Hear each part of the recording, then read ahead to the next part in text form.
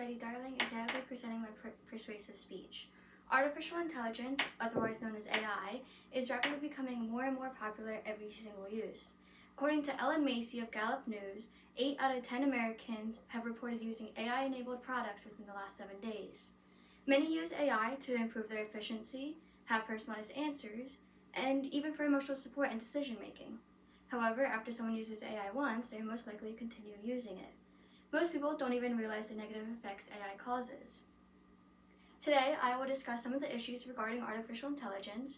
Then, I will offer my solution and explain the benefits of my policy. And finally, I will explain the opposing viewpoints and offer my own beliefs on their stance. First, let's start by looking at the main issues surrounding artificial intelligence.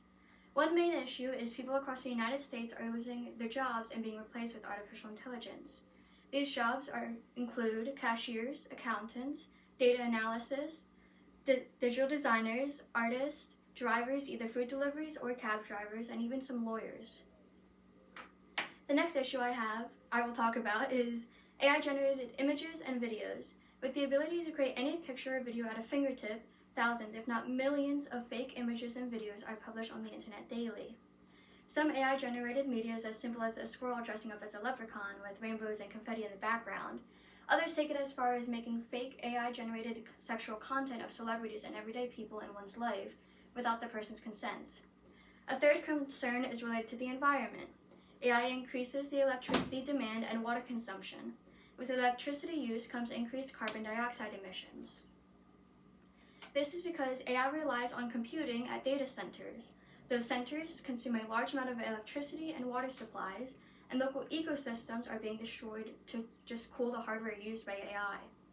Furthermore, the materials needed to develop, train, and sustain various AI models come at a price of accelerating global warming. Now you can see the issues caused by artificial intelligence. I will now present a solution to the issue as well as the possible benefits of change. My policy is people should stop using artificial intelligence as a whole. There are 3 main benefits of not using AI.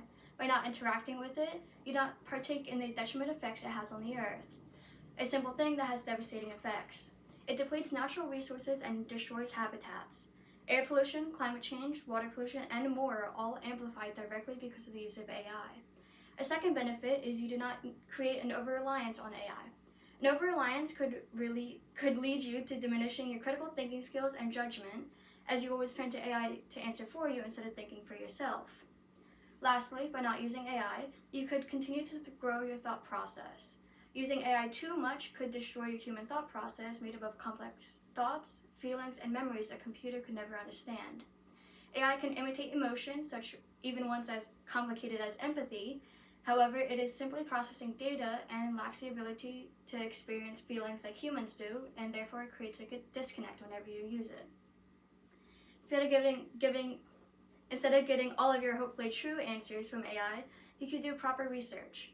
Personally, when I do my own research, by the time I complete an assignment, I feel more accomplished than if I spent a few seconds waiting for the AI to complete it for me.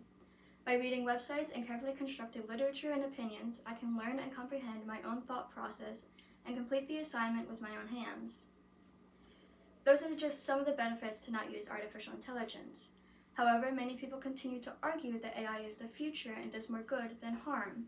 We will now discuss their arguments and discuss why they might be mistaken. The first point is that artificial intelligence is efficient because it gives you what you ask for very quickly. While the answer may be quick, it is most likely incorrect. AI does not retain knowledge of the source material, only copying language patterns and mimicking emotional responses. For example, there have been countless AI-generated images of humans with more or less fingers or even missing body parts, or an AI telling you that elephants only have 2 feet. According to Cal Jeffrey with the Toe Center, research shows that 60% of answers provided by AI search engines are inaccurate. Those AI tools continue to reassure the user that the answer is correct, with most people taking it as face value and not fact-checking it. If you have to fact-check an answer you ask an AI tool for, it is most likely more time-efficient to just Google it instead. Here is a graph provided by Jeffrey that shows you how often an AI search engine answers correctly. As you can see, the top layer is answers that the AI was confident on, and the bottom layer is ones that they were less confident on. In the survey, they tested ChatGPT, Perplexity Pro, DeepSeek, Copilot, Grok version 2 and 3, as well as Gemini. As you can see, the dark green stands for the completely correct answers. The light green stands for correct but incomplete answers. The light red stands for partially incorrect, while the dark red stands for completely incorrect. The light gray shows no answer provided. As you can see, there is a lot more red than there is green. A second claim is that AI helps artists by allowing everyday people to create art, apply their creativity, and express themselves. AI artists, as they call themselves, do not even own the art that they help create. A computer generates it, and the computer continues to own it, despite the person giving the creativity of it. AI art is created by plagiarizing artwork created by talented artists, so even if you give the computer the prompt, it can copy an artist's art style without permission and no compensation for the artist's hard work. In the art community, many artists, and even some non-artists, consider AI art to not be real art, as there is no skill or hard work involved in generating images. Many claim that there is a synthetic look, almost too smooth to be natural, and the image lacks a soul or compassion. A third belief is that AI resources are accessible and helpful. Well, yes, it only takes a moment to type a prompt and a few seconds to minutes for a response. It will not continue to be like that.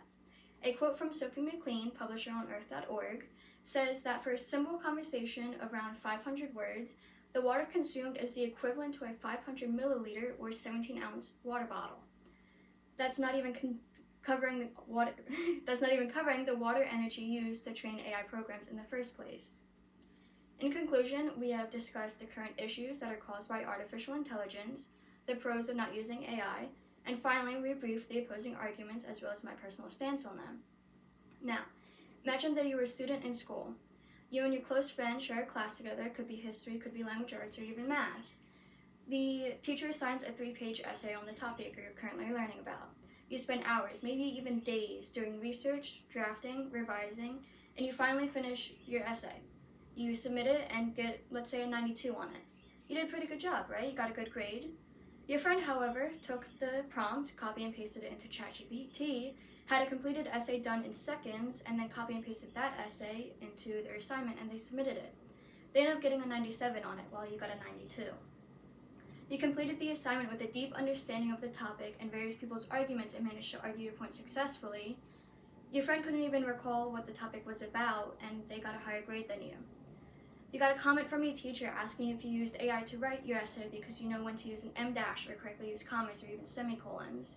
Your friend got praise for the structure of the essay that they didn't even write. Is that fair? Thank you for coming to my talk. Do you guys have any questions? The amount of water that it takes to cool these data centers is so immense that it's robbing local municipalities of water. When they turn their faucets on, they don't have running water because there's so much diverted to the data centers. It's well done. Yes, sir. Thank you. That's well done. Thank you both.